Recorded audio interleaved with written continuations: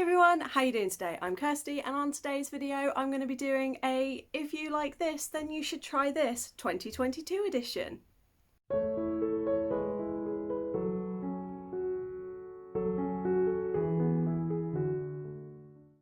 So as I said, this is the 2022 edition, so the books that I am recommending for you are all books that I've read this year. I tried to pick books that I read for the first time this year. I don't think I've got any books in this list that I've read before.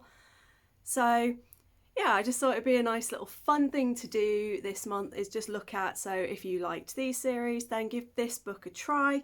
I've got 11 pairings in total, so I'm just going to kind of get straight in on it.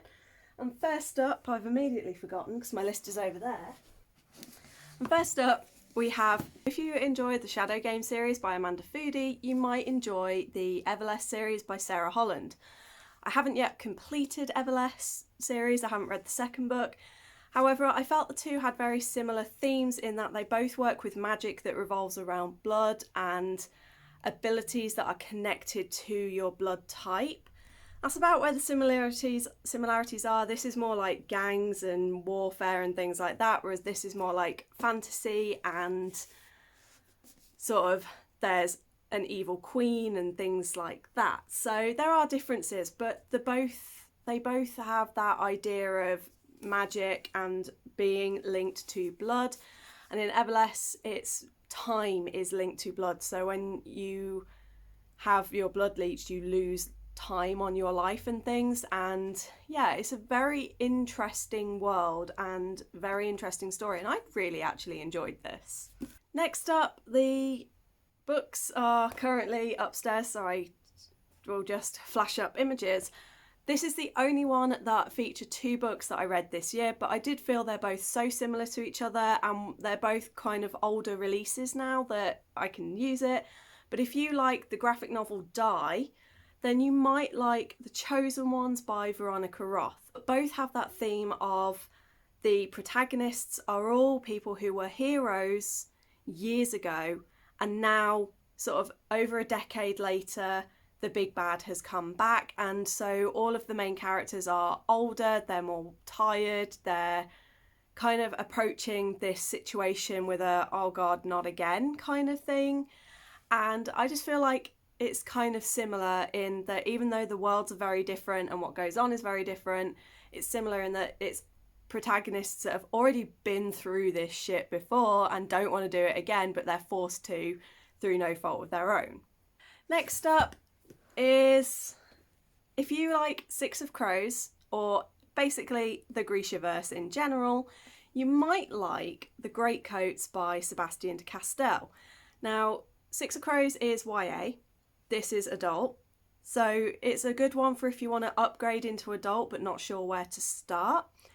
They've got really lovable characters, really good world building. They share that kind of found family vibe, and there's a lot of that. There's serious moments, but there's a lot of humour mixed in, and characters that aren't intended to be funny. Kaz Brekker, Kest Morrison, they don't intend to be funny. They're described as being quite serious, and yet every time they're on the page they steal the show and make me laugh.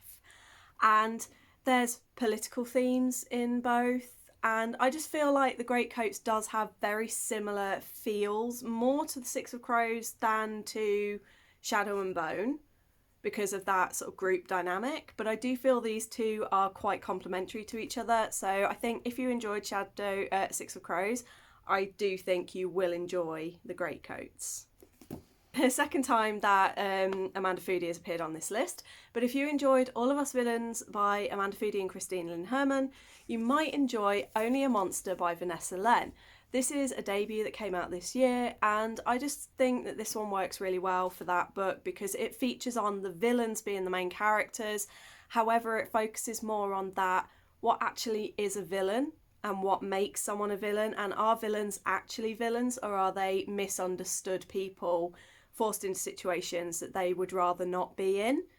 And they've both got those very similar themes and ideas, and I just really like the characters in both, and this took me by surprise. I didn't expect to enjoy it. I read it in one sitting, really enjoyed it, can't wait for the sequel.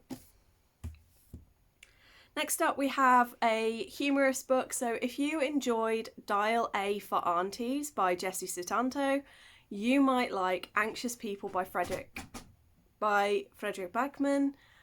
And I'm recommending this one because both are just chaos. They're both very funny. I didn't enjoy Dial A for Aunties as much as I know a lot of other people have loved it, but I did really love Anxious People and gave it 5 stars. And like I said, they're just both funny and chaotic.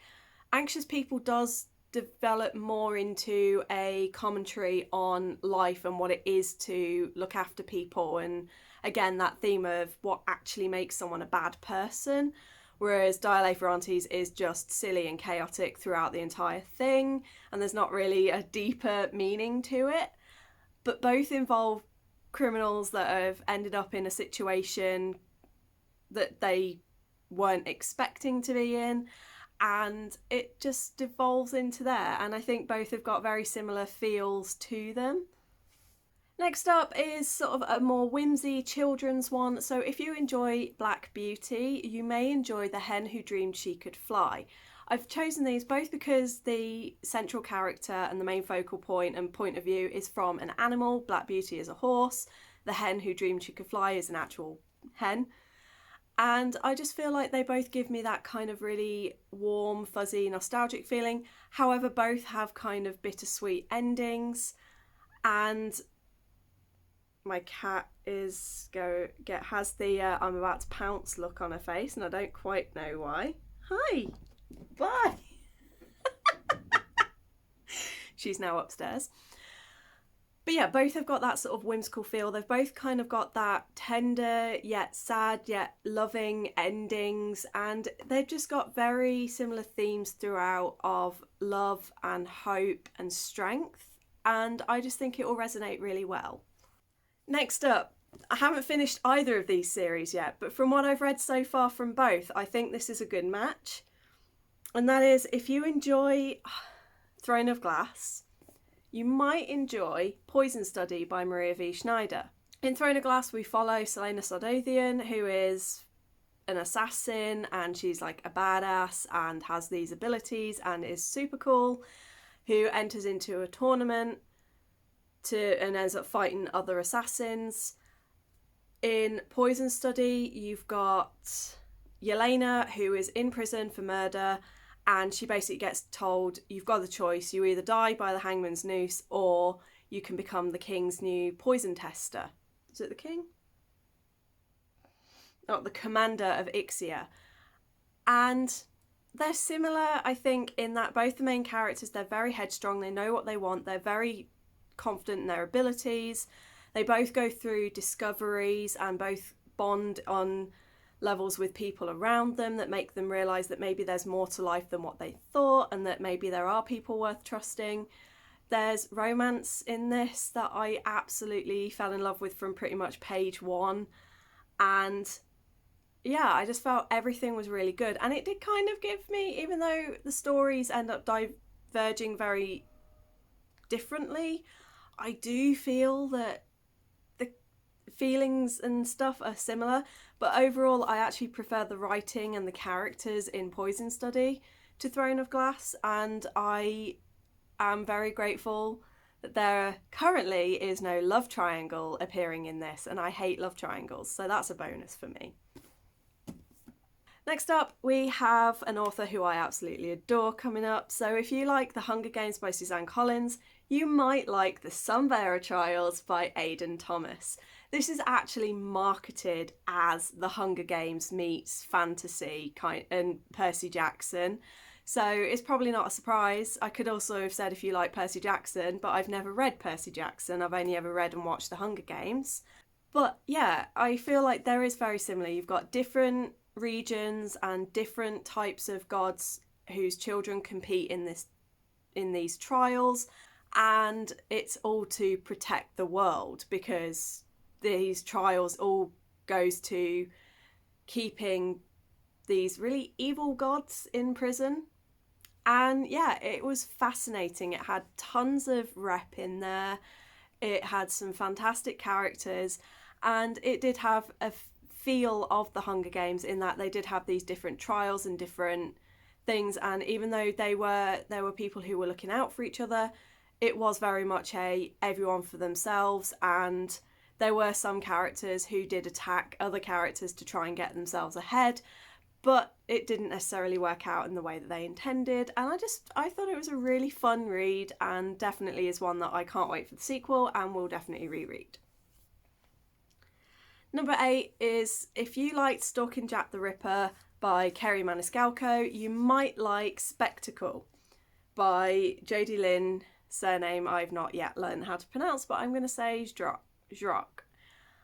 And this was really cool. There is a second book that I've not yet read, but I like that it gave me kind of Stalking Jack the Ripper vibes, because you've got this young woman in society who's doing a role that isn't necessarily something she is expected to do and wouldn't be necessarily allowed to do.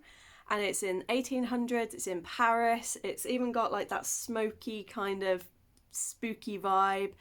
And yeah, the main character in this starts having visions of these girls being murdered and has to try and figure out who the murderer is.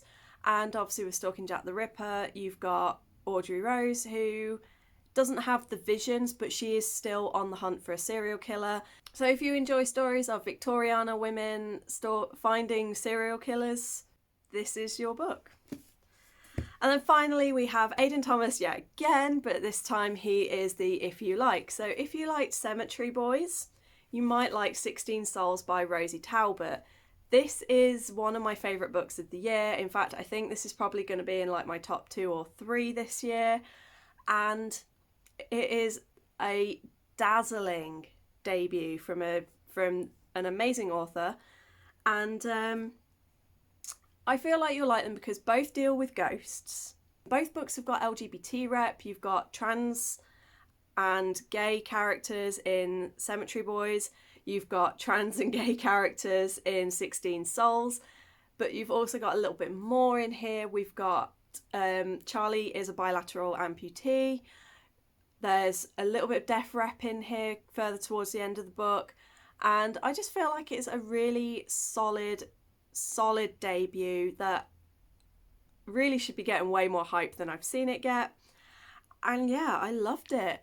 And as I said, I feel like the relationship between Sam and Charlie in this gives me very similar to Julian and Yadiel, and the vibes feel similar. It's just that one is set in California, this one is set in York in England, so it's got a little bit more of that sort of ancient history mixed in with it. And yeah, this was just an absolute joy to read, and I just think that if you enjoy Cemetery Boys, you will love this one just as much. Those are all of my recommendations for If You Like This, Read This. Let me know down below if you've got any If You Like This, Read This recommendations. Let me know in the comments and I will check those out. I hope you're all good, I hope staying safe, and I'll see you tomorrow on whatever day we are on tomorrow of Bookmas. Bye!